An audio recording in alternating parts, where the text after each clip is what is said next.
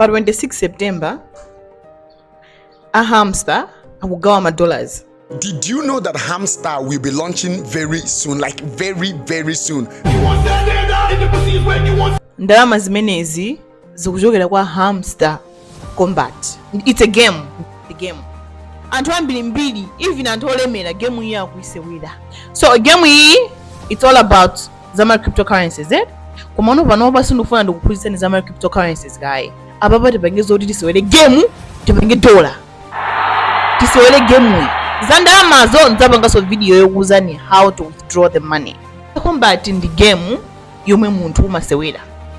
Game imeneyi umangofunika iwe ukhale ndi data ndi Telegram. Basi choyamba game imeneyi sinjuga yayo, inuyo mukungofunika data ndi Telegram. Basi game iyi it's all about tapping.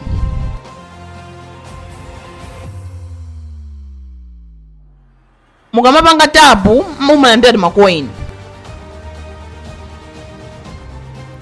It's all about tapping.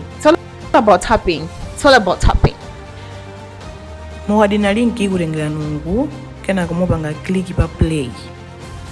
Kenaka ikulengerani ku game then muyamba kusewera. It's all about tapping. Muzingodina kumalandira macoin until 26 September.